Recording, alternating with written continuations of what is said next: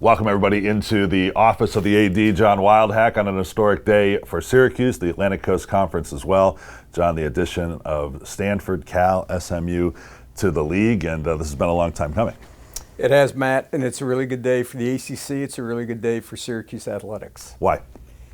Stronger ACC, it strengthens the ACC, takes us to 17 full-time members, takes us into new markets, the Dallas-Fort Worth Metroplex, San Francisco Bay Area, solidifies the ACC, and a stronger ACC is good for Syracuse.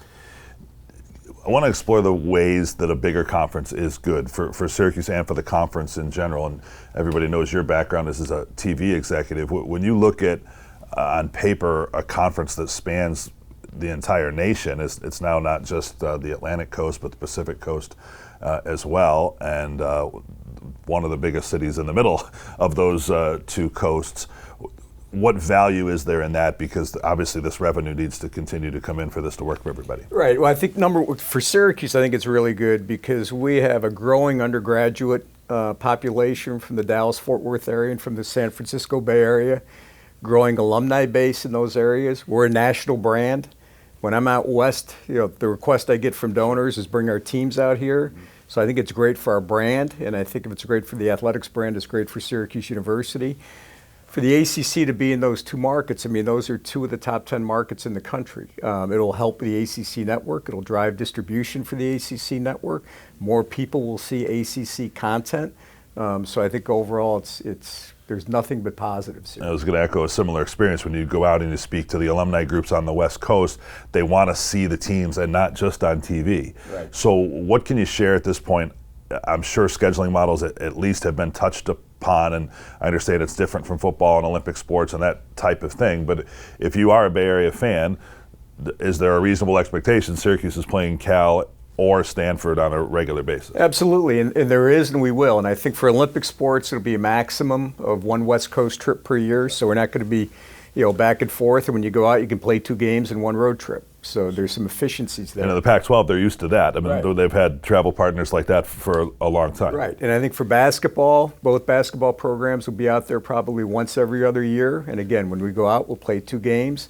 In football, I think it'll be 3 games over 5 years. So again, for our alumni, for our donor base out in the Bay Area, out west, California, and in Dallas as well, this is good. They'll be able to see our teams in person. When you and Chancellor Silverwood, you're privy to those meetings and involved, and this is being discussed, it's clear what these schools bring. Stanford is viewed by many as the pinnacle, certainly from an Olympic sports perspective. They have Olympians at every turn on their campus. How desirous is the rest of the league in terms of making this happen? Because now, again, you're almost inviting the Wolves in a little bit, too, because it's going to be harder to compete in some of these sports with them involved. Well, you make the best conference, right? The ACC is the best conference in Olympic sports. You just made it even stronger, and it's great. And I think one of the great things is the Olympic movement in this country, the feeder system, the greatest feeder system is college athletics. So the ACC will just be even more important and ingrained in terms of being the Olympic feeder system for this country, for the Olympics. So I think, it's great. Strength, you add strength to strength, it makes you even stronger. There's a new ACC logo idea with the colors and the Olympic rings, and I want you to take that up the flagpole to Commissioner Phillips. I like that one. But because it's you're going to see that, right? The next couple of Olympics, all of those participants are going to be coming from ACC schools. Absolutely. When you think about Stanford, North Carolina, Cal, obviously Syracuse has its share over time. So you add that, plus you add the academic, Stanford and Cal, obviously premier academic institutions. SMU is a terrific academic institution. So from so many perspectives, this is the right fit, and it's the right decision in a really important time for the ACC. Can you share with us, John, how this pairs with the pledge from the conference to have a portion of the revenue payout be based on merit and success? Because it well chronicled here that Stanford, Cal, SMU are coming in at a bit of a discount, and that money is up for grabs really for everybody in the league. Well, I think what's good is for the existing members, there'll be increased revenue, and then for every member, there'll be revenue opportunities based on competitive success, which is tied to football. Yeah, if only football. Correct. Yeah, is that something that And men's basketball as well, and potentially women's basketball, depending on that negotiation, right? What the NCAA does with that negotiation, because right now the women's tournament is part of an overall bundle of rights. Correct, and you would know that from a television perspective, given your time at ESPN, the way that that's put together. So you're feeling pretty good here about what this means for the future.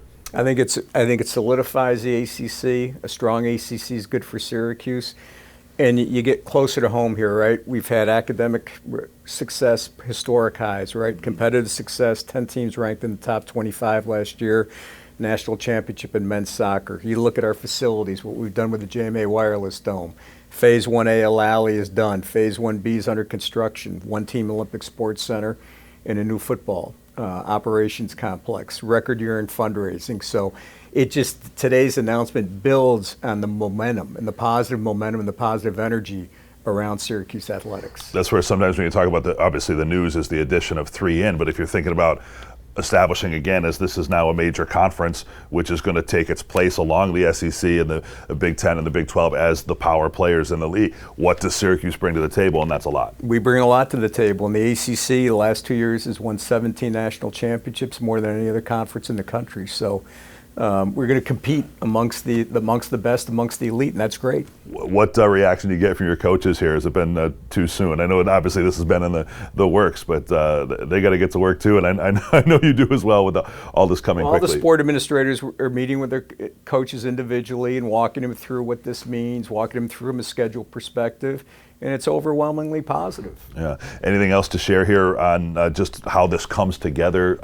John, you mentioned some of the logistics, because I think the first reaction people have is, oh, okay, well, volleyball is going to have to play at Stanford. That's been addressed. Right.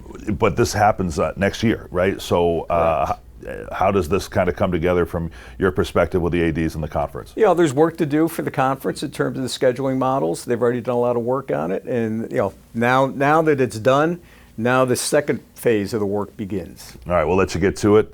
Thanks for the time. Congratulations. Thanks, Matt. Yep, a lot more to consider here in a major conference, but should be a lot of fun for everybody going forward. Okay. Thank you. Go Orange. Go ACC. That's right. John Wildhack, the Director of Athletics.